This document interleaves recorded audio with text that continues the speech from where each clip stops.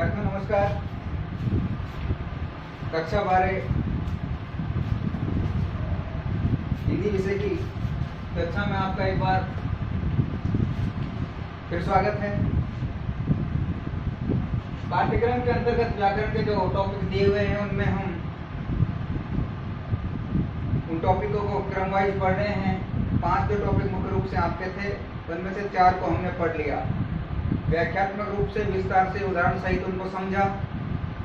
2 अंक के 4 वो टॉपिक थे। लास्ट जो टॉपिक बचा हुआ है वो भी 2 अंक का ही है। वो टॉपिक थोड़ा हटके है, उसको हम व्याकरण जो रूप है वो नहीं दे सकते, लेकिन वो व्याकरण के अंतर्गत ही दिया गया है। वो टॉपिक है पारिभाषिक शब्दावली। वो टॉपिक है पारिभाषिक शब्दावली।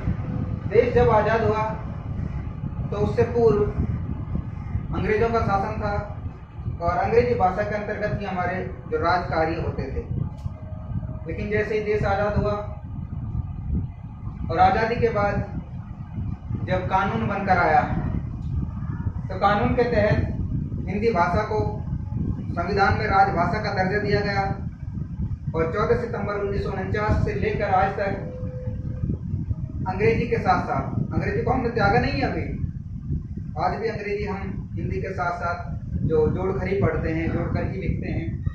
आपने देखा होगा फॉर्म में जब भरते हैं तो 2 पेज ये होते हैं जो लैंग्वेज चूज करने के लिए, एक तरफ अंग्रेजी होती है, दूसरी तरफ हिंदी होती है। तो आप उसको अंग्रेजी में पढ़ सकते हैं और हिंदी में उसको पढ़ सकते हैं। तो हिंदी भाषा को फिर जब राजभाषा का दर्जा दिया गया तो हमारे जो ज़्यादातर जो कार्य हैं वो हिंदी भाषा में होने लगे।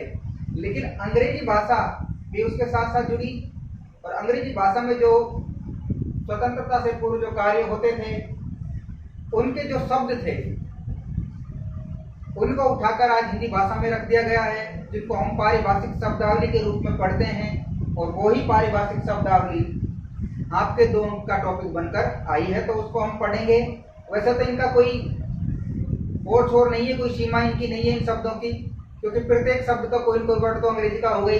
जैसे अंग्रेजी के प्रत्येक वर्ड का कोई न कोई हिंदी में अर्थ होता है, तो उसी प्रकार से फिर भी हम पाठ्य पुस्तक के अंतर्गत जो दिए हुए हैं पाठ्यक्रम में उनको पढ़ने की कोशिश करेंगे। कुछ मुख्य उनमें से 50 या 60 जितना भी हो सकता है मुख्य पारिभाषिक शब्दावली वो मैं लिखाऊंगा। बाकी आप पाठ्य पुस्तक में जो दी हुई है उनको पढ़ना। तो पारिभाषिक शब्दावली के बारे में मैंने आपको बता दिया। अंग्रेजी के शब्द आएंगे, 2 अंक का टॉपिक के 2 शब्द आ गए। जैसे 2 शब्द मैं आपको बता दूं, इस प्रकार से शब्द आएंगे। पहला शब्द जैसे आ गया एबिलिटी, पहला शब्द आ गया एबिलिटी और दूसरा शब्द आ गया एक्ट। ये 2 शब्द आ गए। ऐसे ही पेपर में आएंगे दोनों, 2 अंक के हैं ये, 1 अंक का ये, 1 का ये, दोनों 1-1 अंक के हैं। 2 अंक का ये आएगा पारिभाषिक शब्दावली। इनका ये जो शब्द दिए हुए हैं इनका हमको अर्थ लिखना है। क्या लिखना है? अर्थ, यानी इनका हिंदी अर्थ क्या है। जैसे एबिलिटी, एबिलिटी का हिंदी अर्थ क्या आना है आपको? योग्यता। और एक्ट, एक्ट का हिंदी अर्थ आपको लिख के आना है अधिनियम। ये आपके 2 अंक पूरे हो गए। इस प्रकार से आएगा, कोई ज्यादा बड़ा टॉपिक नहीं है, ऐसा कोई टॉपिक नहीं है व्याकरण में। तो रूप का इसको तो उदाहरण के द्वारा समझाया जाए, इसको तो व्याख्यात्मक रूप से समझाया जाए, कुछ नहीं है। सिर्फ मीनिंग है, वो मीनिंग है आपको। मीनिंग भी आप याद मत करो, मीनिंग भी नहीं लिखाएगा आपसे वो, बस उसका जो रूप है, उसका जो नाम है वो आपको याद रखना है। जैसे एबिलिटी, तो इसमें आपसे ये नहीं लिखवाएगा कि एबिलिटी की स्पेलिंग लिखी आपको याद करना है, BILITY, तो ऐसा नहीं लिखवाएगा वो तो ये शब्द दे देगा एबिलिटी, ये पारिभाषिक शब्द है, इसका आप हिंदी अर्थ लिखिए। तो इसका हिंदी अर्थ लिखना है आपको, ये भी नहीं लिखना कि एबिलिटी, आपको तो योग्यता ही लिखनी है सीधी। जैसे एक्ट लिखा हुआ है, मीनिंग नहीं देखनी है उसको, हम उसका अर्थ देखेंगे, उसका मीन जो है वो देखेंगे। तो उस हिसाब से मैं आपको 50-60 जो पारिभाषिक शब्दावली है वो लिखा रहा हूँ। तो आप अपनी नोटबुक निकालें और नोटबुक में पेन के सहयोग से उनको उतारने की कोशिश करें। बाकी बहुत सारी जो मीनिंग्स आपके पाठ्य पुस्तक में दी हुई है, तकरीबन ऐसे लेकर जेड तक मैं मानूं अबाउट 300 जो मीनिंग्स आपको दी हुई है पारिभाषिक शब्दावली के अंतर्गत, उनको आप सबको याद करना। उनसे हटकर भी आ सकती है, जरूरी नहीं जो पासबुक में दी हुई है वही आ सकती हैं। आप दूसरा सब्जेक्ट पढ़ते हो, चाहे वो साइंस का हो, चाहे वो मैथ का हो, चाहे किसी और जैसे एसएस का हो, तो उनमें जो शब्द आते हैं अंग्रेजी के, उनके जो हिंदी अर्थ है वो भी आ सकते हैं।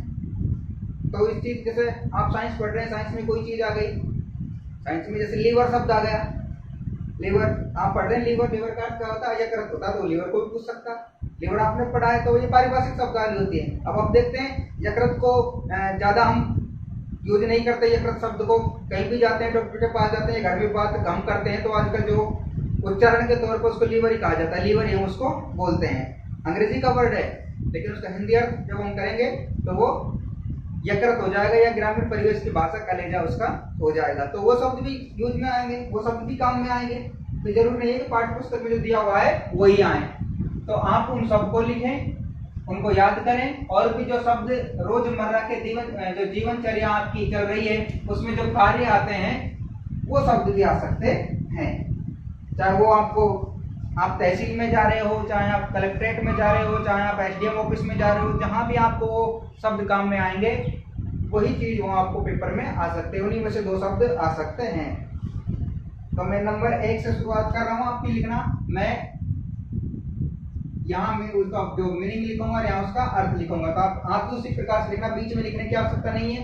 जैसा भी एबिलिटी लिखा फिर एबिलिटी लिखने की आवश्यकता नहीं है, मैं मीनिंग लिखूंगा ABILITY और फिर उसके बाद में उसका अर्थ लिखूंगा, तो ऐसे ही आपको लिखना है। तो शुरुआत करता हूं मैं एबिलिटी से, ABILITY, एबिलिटी का अर्थ है, अभी मैं थोड़ी देर पहले आपको बताया था, योग्यता। अब आप कक्षा 12 में हो गए हैं, तो इनका जो उच्चारण है वो आप समझते हैं, इसलिए मैं उच्चारण नहीं लिख रहा हूँ, आप जानते हैं एबिलिटी बना हुआ है, ABILITY, एबिलिटी, इसलिए उसका लिखने की आवश्यकता नहीं है, डायरेक्ट आप उसका मीन लिख सकते हैं, उसका अर्थ लिख सकते हैं, इससे आप समझ जाएंगे। तो एबिलिटी का अर्थ क्या लिख दिया हमने, योग्यता। अब उसी क्रमांक में मैं लिखूंगा, अब ज्यादा नहीं समझाऊंगा, लिखता जाऊंगा, आप सुनते रहना, उसको उतारते रहना, जो मुख्य मुख्य दिए हुए हैं उनको मैं समझा रहा हूँ। एबोलिशन दूसरा है, एबोलिशन, एबोलिशन का है उन्मूलन, उन्मूलन, इसी प्रकार के आएंगे आपके, देख लेना। तीसरा है एब्सेंस, ABSENCE, एब्सेंस, अनुपस्थित, एब्सेंट कहते हैं ना जिसको, वो शब्द से बना, अनुपस्थित, जो उपस्थित नहीं है। चौथा है अब्यूज, ABUSE, अब्यूज का अर्थ है दुरुपयोग।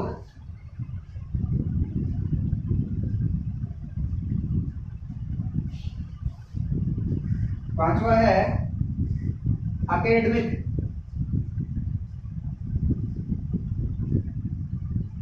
SEADEMIC, एकेडमिक, शैक्षणिक, शैक्षणिक जो संस्थाएं होती हैं उनको एकेडमिक संस्था कहते हैं। नंबर 6 है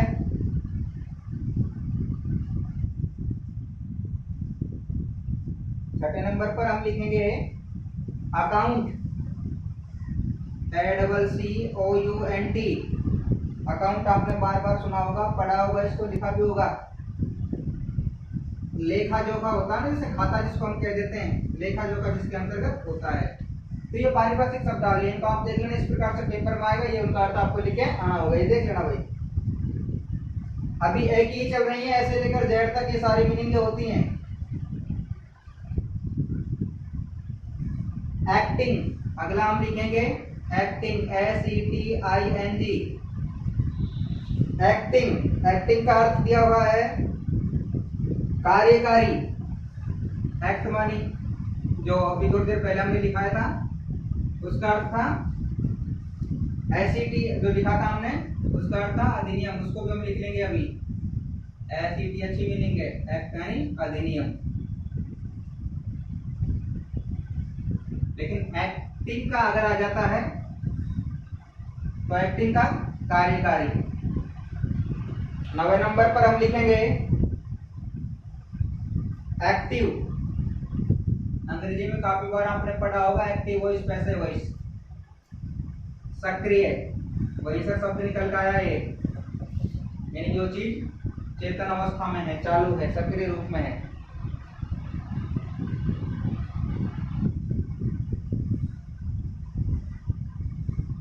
एक्शन,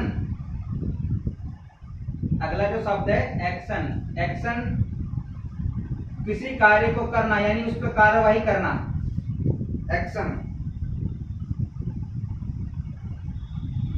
इनको उतार रहे उसको, ability, evolution, absence, abuse, academic, account, acting, active, action. एक ही मीनिंग है सारी इनके, योग्यता, उन्मूलन, अनुपस्थित, दुरुपयोग, शैक्षणिक, लेखा, कार्यकारी, अधिनियम, सक्रिय और कार्यवाही। इनको आप लिखें। अब नंबर 11 पे हम लिखेंगे, दिखाई दे रहा है एक्शन तक, एक्शन दिखाई दे रहा है, कार्यवाही है ना। एडमिट, अगला जो शब्द हम लिखेंगे वो लिखेंगे एडमिट, ADMIT। एडमिट का आप जानते होंगे आपने, एडमिशन शब्द से बना है, आपने इसको पढ़ा होगा बार बार। एडमिट का अर्थ है प्रविष्ट करना यानी प्रवेश करना, प्रविष्ट करना।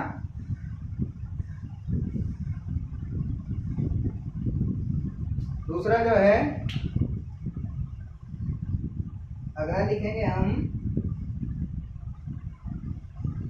एफिडेविट, अच्छा शब्द है, काम में आता है आपके,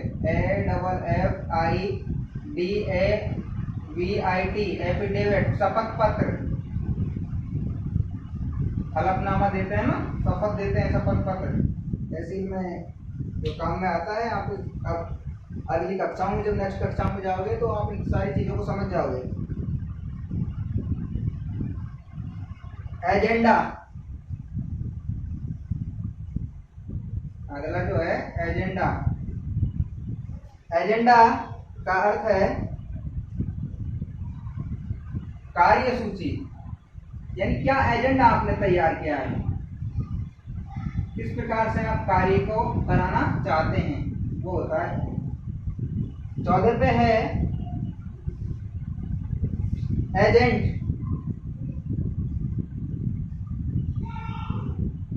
एजेंट का अर्थ है अभिकर्ता,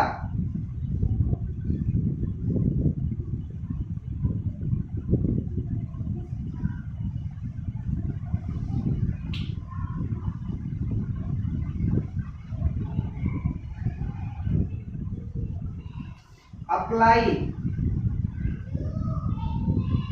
अप्लाई का अर्थ है आवेदन पत्र या आवेदन करना। 16वें नंबर पर लिखेंगे हम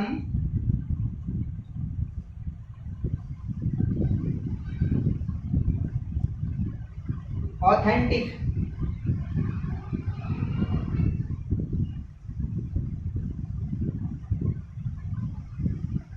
प्रमाणित करना। 17 नंबर पर हम लिखेंगे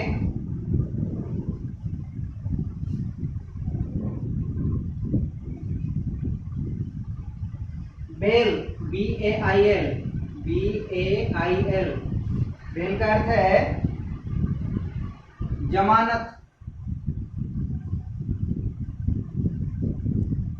जुडिशरी जो एक शब्द होता है उससे जुड़ा हुआ है बेल, जमानत, न्यायालय जो शब्द है वहां से जुड़ा हुआ है। बैलेंस, BALANCE, बैलेंस, बैलेंस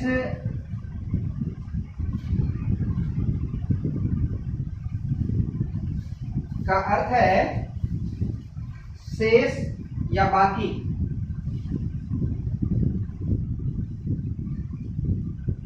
कितना बैलेंस बचा हुआ है, हाँ? कितना आपके पास बाकी बचा हुआ है, वहां से ये सब उठाया हुआ है।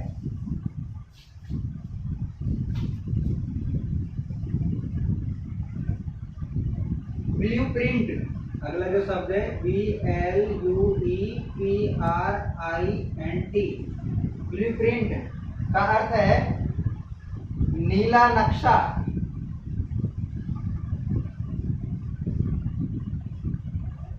किसी चीज का नक्शा तैयार करते हैं कि उसको ब्लू प्रिंट कहते हैं, अर्थ इसका जो है नीला नक्शा दिया हुआ है। बॉन्ड, BOND, बॉन्ड का अर्थ है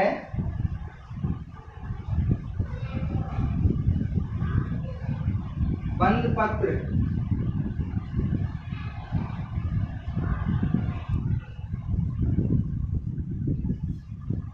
पहले की जो 10 अंक को मैं साफ कर रहा हूँ, अगली जो 10 अंक का आप बता रहे हैं।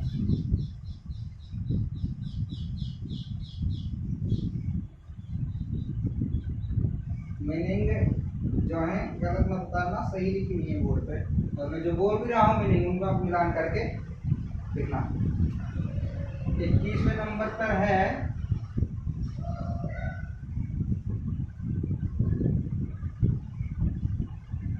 Boycott, BOYCUT,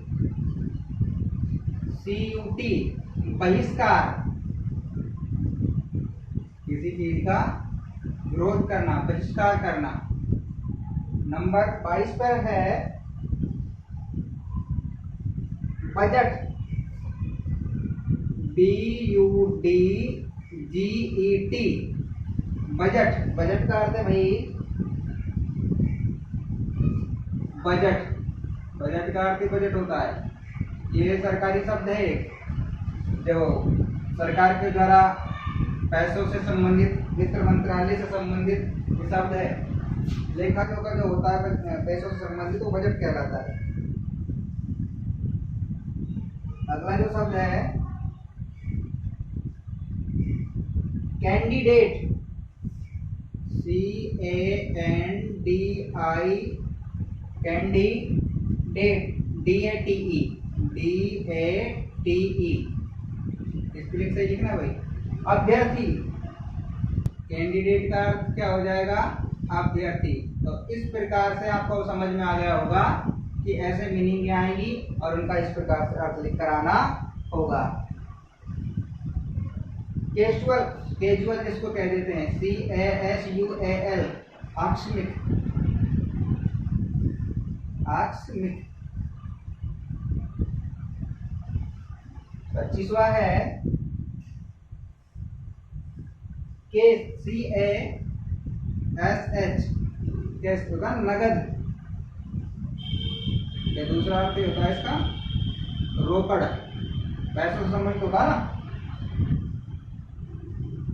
charter, CHARTER, charter का अर्थ है भाई शासन पत्र, शासन पत्र। 27वां हम लिखेंगे चार्ज, CHARGE, अभियोग।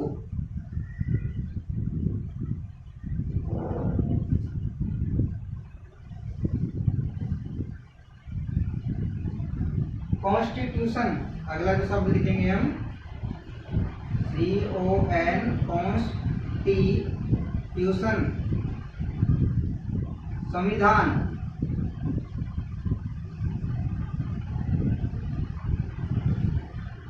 CONSTITUTION,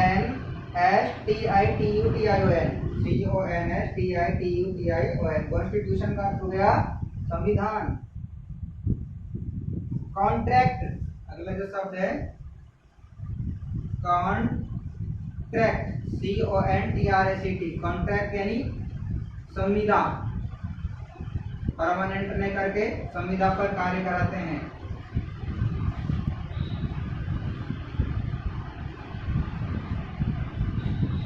अगर लिखेंगे हम क्राइम, CRIME, क्राइम सीधा सा अर्थ है इसका, आप सब जानते हैं, अपराध।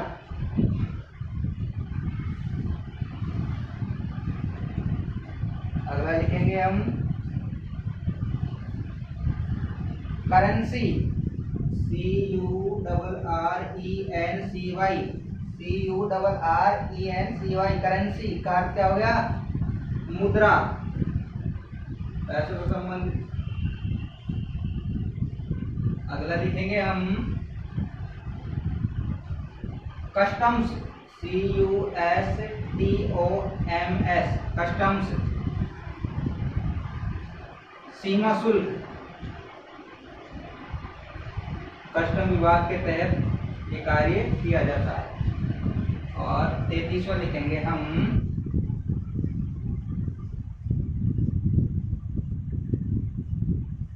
कॉपी, COPY, ये क्या है आप सब जानते हैं इसको, नकल या प्रतिलिपि। कॉपी करवाते हैं ना, फोटो कॉपी बहुत कराते हो आप, नकल या प्रतिलिपि।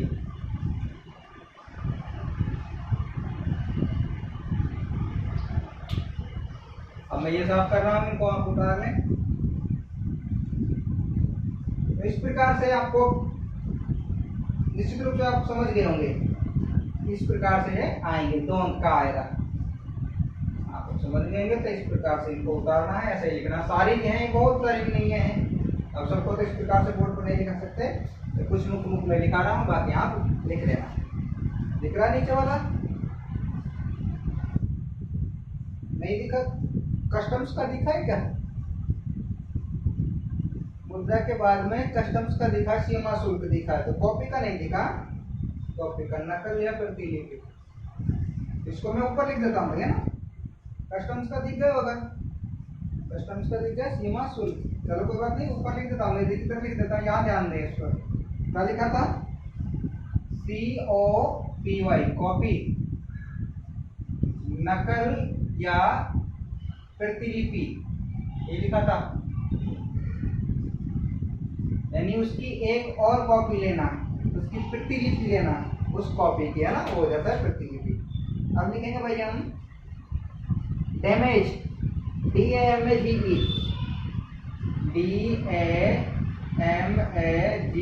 डैमेज मानी क्षति या हर्जाना।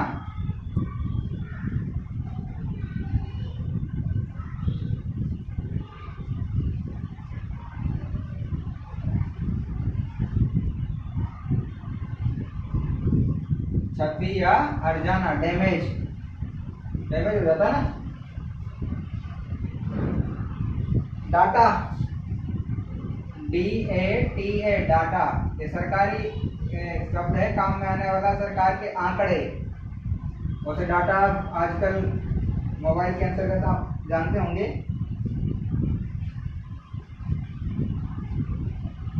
डिफेंस, DEFACE, अगला जो शब्द है DEFACE, डिफेंस, मुहर लगाना, मुहर लगाना,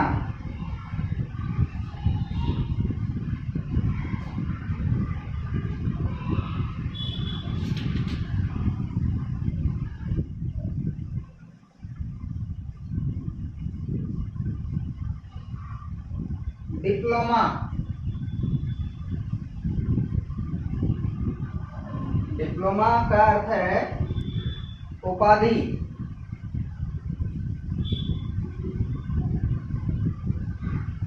उपाधि पत्र।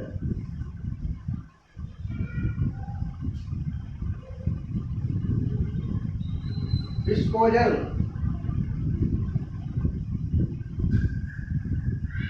डिस्पोजल का अर्थ है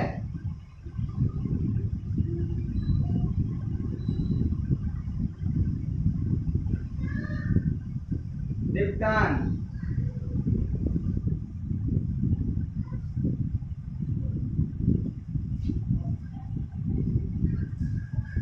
ड्यूज, DUES, ड्यूज, देय राशि,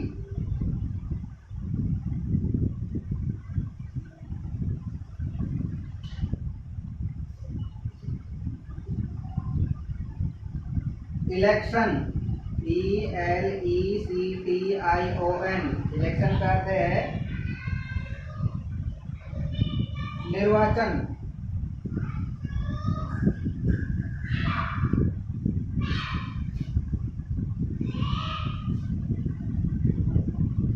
excise, EXCISE,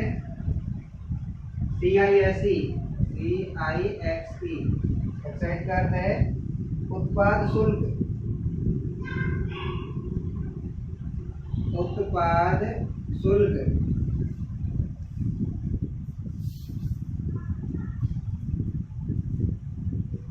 extend, EXCHANGE, extend का हो गया विनिमय केंद्र, अदला बदला, विनिमय केंद्र। तो ये लगभग सारे शब्द ऐसे हैं जिनको आपने पढ़ा होगा जरूर, बस अब आपको इनको याद करना है। एक्सपायर, EXPIRE, सबको आपने पढ़ा होगा इनको। समाप्त होना,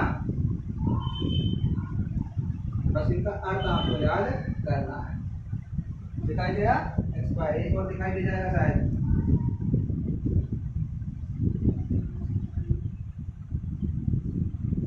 ना दिखाई दे तो कोई बात नहीं, ऊपर लिख देंगे ना। तो अब हो गए हमारे 43। इसी प्रकार से आपके ये 200-250 जितने भी पासबुक में दिए हुए हैं पाठ्यक्रम के अंतर्गत किताब में जो दिए हुए हैं उनको आपको पढ़ना है और उनको याद करना है। ये हो गया हमारा टॉपिक। कुछ और भी सब्जेक्टों के अंतर्गत हम पढ़ेंगे, हमारे सब्जेक्ट के अंतर्गत भी हम पढ़ेंगे, रोजमर्रा की कार्य जो हम आएंगे उनसे भी हम सीखेंगे, वही चीजें हैं। तो मैं और कुछ मुख्य आपको दिखा रहा हूँ। एक्सपायर का लिखा दिया ना, एक्सपायर का हो गया। अब लिखेंगे हम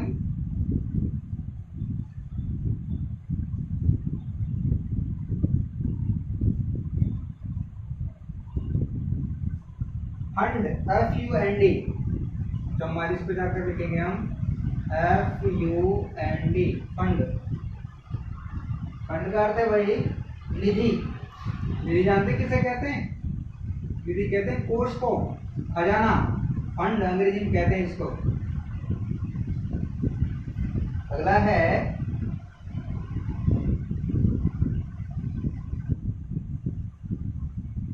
फिगर्स, FIGURES, फिगर्स। अभी हमें थोड़ी देर पहले लिखा था आंकड़े, फिगर्स का अर्थ भी आंकड़े। गैजेट्स,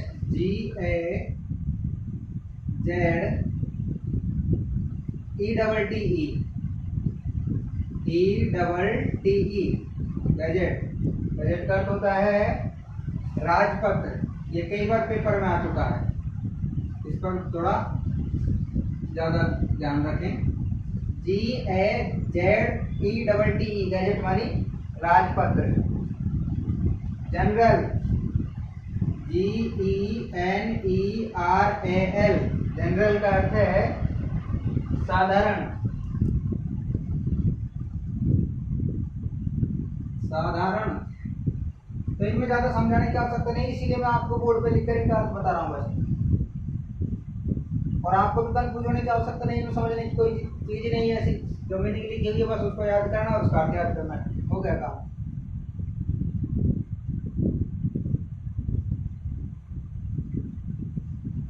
यूलिटी, GUILTY, यूलिटी मानी दोषी।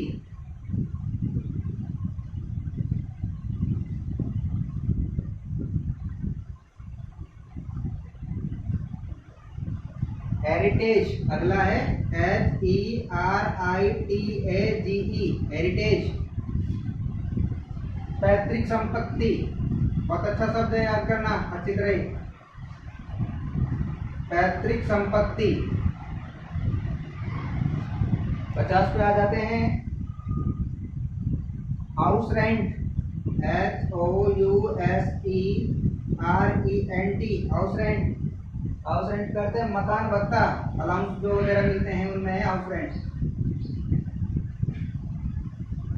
मकान भत्ता। 51 पे आ जाते हैं ह्यूमन राइट्स। बहुत बार आपने ये शब्द सुना होगा, आज इसका अर्थ भी देख लो। ह्यूमन राइट्स, मानव अधिकार। मानव अधिकार इसका अर्थ होता है ह्यूमन राइट का। 52 पे आ जाओ, इल्लीगल, ILLEGAL। इलीगल का तो होगा अवैध, लीगल इसका ऑपोजिट हो जाएगा वैध, है ना, उसको भी ध्यान रखना। 53 पे आ जाओ, improper, IMPROPER,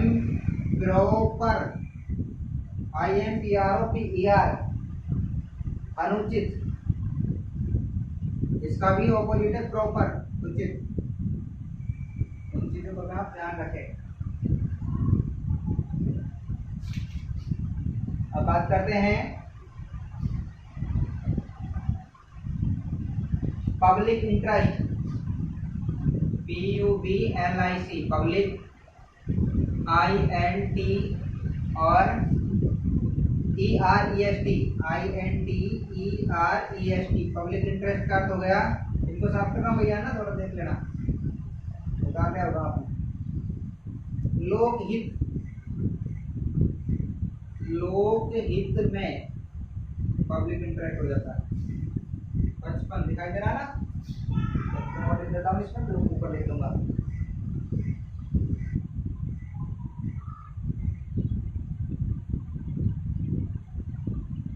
interview, INTERVIEW, interview, बहुत साधन करते हैं आप, इसको सब जानते हैं। हिंदी में कहते हैं इसको साक्षात्कार, लेकिन प्रयोग में इंटरव्यू ही आता है, इसलिए हम इंटरव्यू समझते हैं इसको भी। 56 पे आ जाते हैं। 56 को लिखेंगे instalment, INSTAL, install, MENT, instalment मानी किस्त, इंस्टॉलमेंट मानी किस्त। ये हो गया। अब इसको साफ कर रहा हूँ, बता दिया हमने आपने। इसी क्लास के अंतर्गत आज ही हम इनको समाप्त करेंगे। कुछ और लिखाऊंगा, 56 हो गए हैं, थोड़े से और लिखाऊंगा, फिर आप उनको बाकी को देखते रहना, याद करते रहना। कोई समझ में नहीं आता तो बता देना, कमेंट करके उसको बता देना। 10, 15, 20 के आसपास और लिखा दूंगा आपको। 56 के बाद में शुरू कर देते हैं 57 से।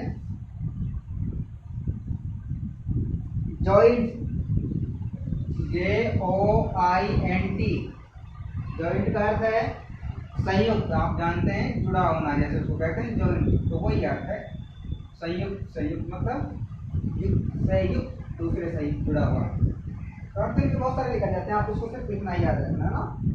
जुडिशियल, अभी थोड़ी देर पहले बात करा था,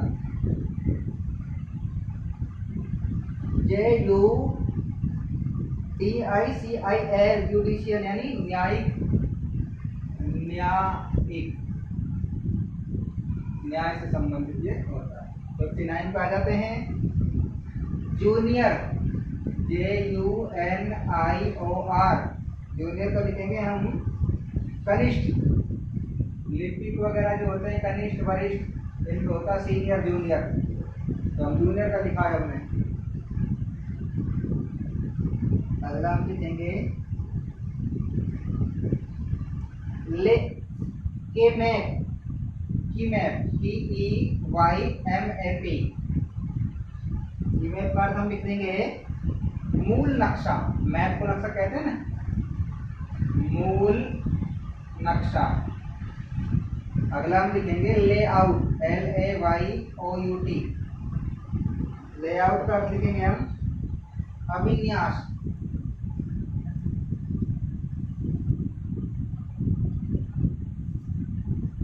नंबर 62 पे आ जाते हैं।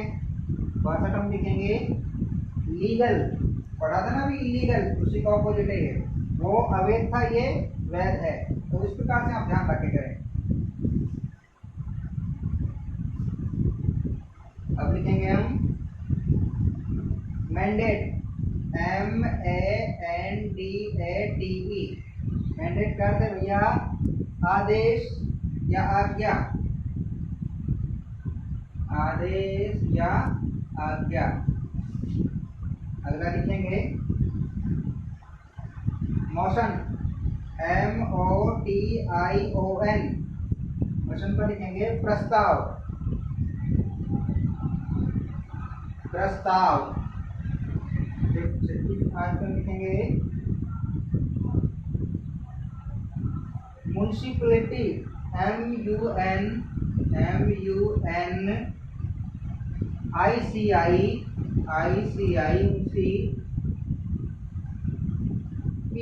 PALITY। म्युनिसिपैलिटी का अर्थ होता है नगर पालिका, नगर पालिका।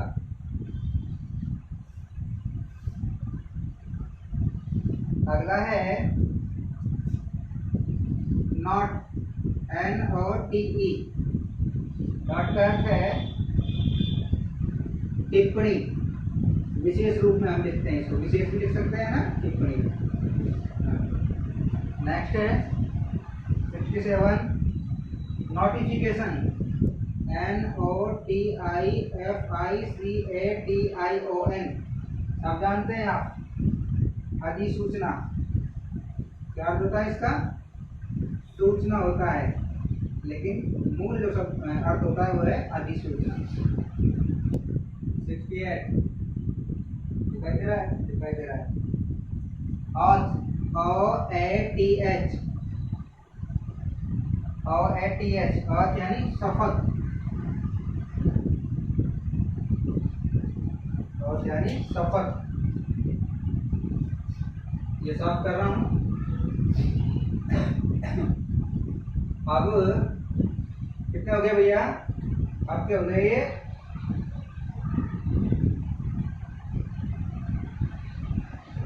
68। 12 और लिखाऊंगा 80 हो जाएंगे ना। 69 का आ जाते हैं। और का हो गया, अब है पैक्ट, PACT। एक्ट लिखवाया तो ये पैक्ट है, समझौता। राजीनामा एक शब्द सुना होगा आपने। अगला है पार्टनर, PART, PARTNER, पार्टनर। भागीदार, हिस्सेदार, हाँ वो शब्द है। 71 पे आ जाते हैं। बहुत अच्छा शब्द है, इसको लिखेंगे जरूर। पार्लियामेंट, PARLIAMENT, संसद। Parliament, PARLIAMENT।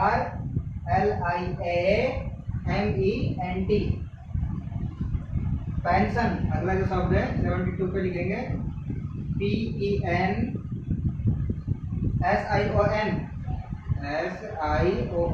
पेंशन शब्द बहुत प्रचलित है वर्तमान में। अर्थ भी इसका पेंशन से संबोधित कर देते हैं।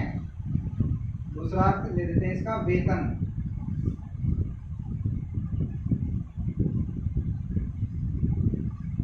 परमिट, एक शब्द और लिखेंगे पी में ही, परमिट। परमिट का अर्थ है भाई अनुमति, अनुमति मिल जाना, अनुमति पत्र। 74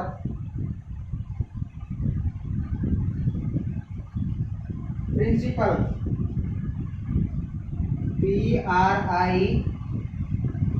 PRINCIPL,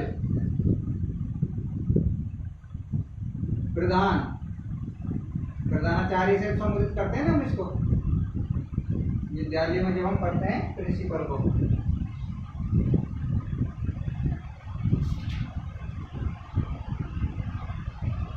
public trust, PUBLICTRUST, public trust का तो गया लोक न्यास।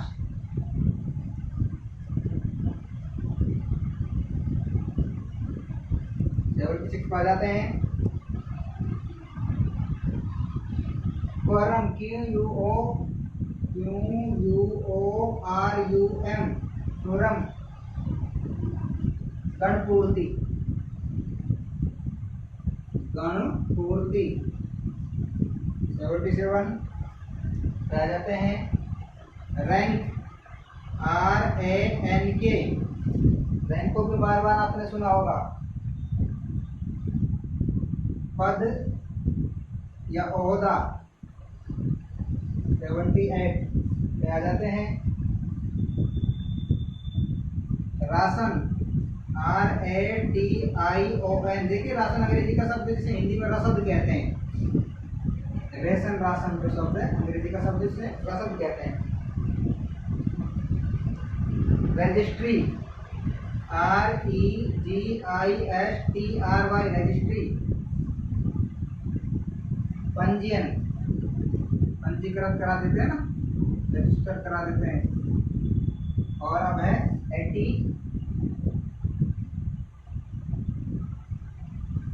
Rural areas RURAL, rural areas AREAS, ग्रामीण क्षेत्र। अरेबियन और रूरल एक शहरी क्षेत्र हो जाता है, ग्रामीण क्षेत्र। 81 सैंक्शन SANCTION, स्वीकृति। सैंक्शन शब्द सुना होगा आपने, सैंक्शन, कि मेरे कार्य को स्वीकृति मिल गई है, वहीं से निकल कर आया ये सब। अब हमारा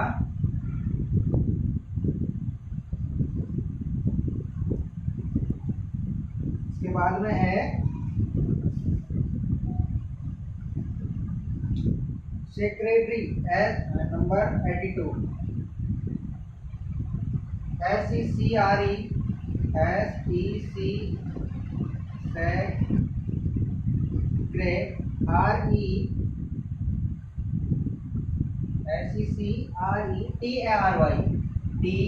TARY, सेक्रेटरी, हिंदी में सचिव जिसको कहते हैं।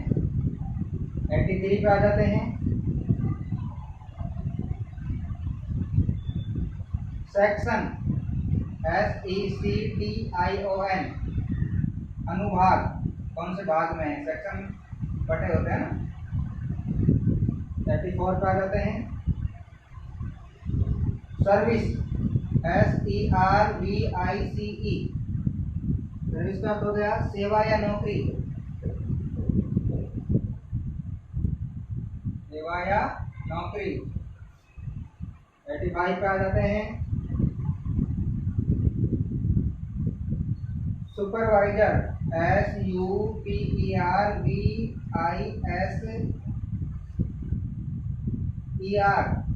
सुपरवाइजर। पर्यवेक्षक, सुपरवाइजर का अर्थ है पर्यवेक्षक। 86 पे आ जाते हैं।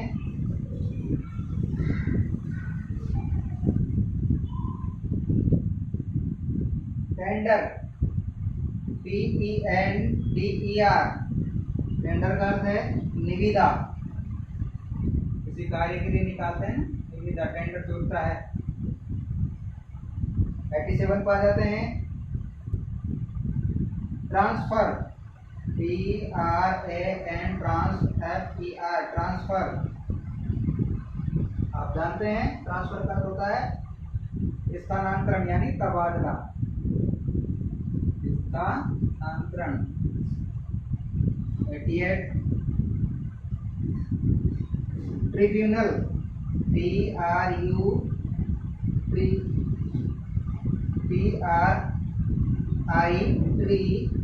ट्रिब्यूनल BUNAL, ट्रिब्यूनल का अर्थ हो गया अधिकरण।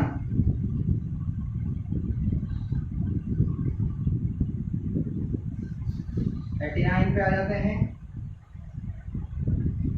ट्रस्ट TRUST, ट्रस्ट का अर्थ हो गया राजस्व की छूट या राजस्व। अब है 90 अर्बन, अभी थोड़ी देर पहले मैंने बताया था आपको, URBAN, अर्बन यानी शहरी या नगरीय।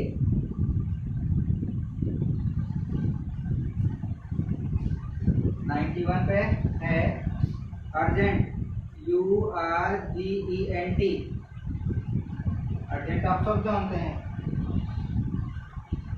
अत्यावश्यक।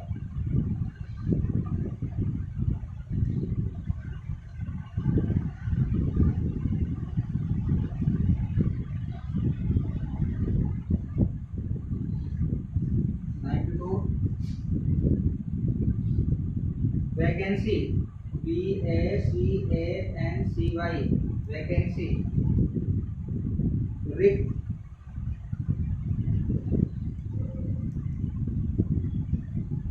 खाली जगह।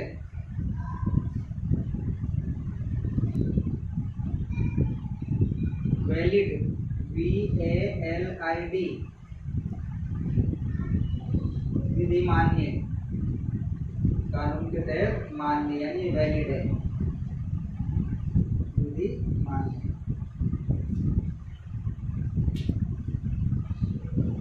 तो इस प्रकार से हमारा ये टॉपिक पूरा हुआ। इसमें 2-3 जो पारिभाषिक शब्द हो रहे हैं उनको मैं दिखा रहा हूँ। वैलिड के बाद में है warrant, WARRANT, WARRANT, warrant, warrant का अर्थ हो गया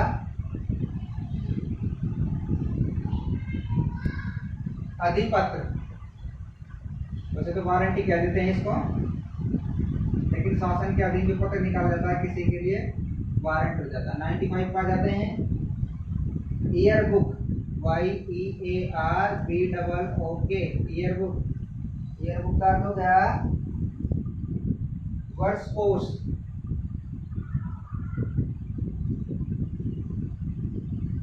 96 पा जाते हैं जैनिक, ZENITH, जैनिक का अर्थ है चरम सीमा, चरम सीमा। और 97 पे आ जाते हैं हम ZIG, ZAG, टेढ़ा मेढ़ा। उसमें देखा होगा आपने माउथ वॉश के लिए जो आते हैं ना,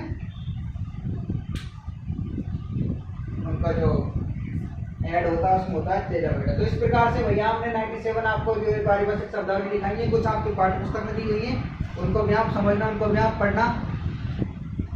इस प्रकार से आपका एक टॉपिक है जो पूर्ण हो गया है। इन सबको आप विस्तार से समझना, इनको सबको उतारना, इनको याद करना, तब जाके आपको 2 नंबर का लाभ मिलेगा। अब आज आपके 5 टॉपिक हो गए हैं पूरे, 2 अंक के थे पांचों। अब अगली जब हम क्लास में मिलेंगे तो देखेंगे हम कि विज्ञप्ति, निविदा, वो अधिसूचना वो पढ़ें या फिर पाठ्य पुस्तक से हम इसकी शुरुआत करें। व्याकरण का जो टॉपिक होता है आपका समाप्त हो जाए। इनको आप नर्सरी रूप में उतारें और बहुत अच्छी तरीके से इनको पढ़ें। नमस्कार।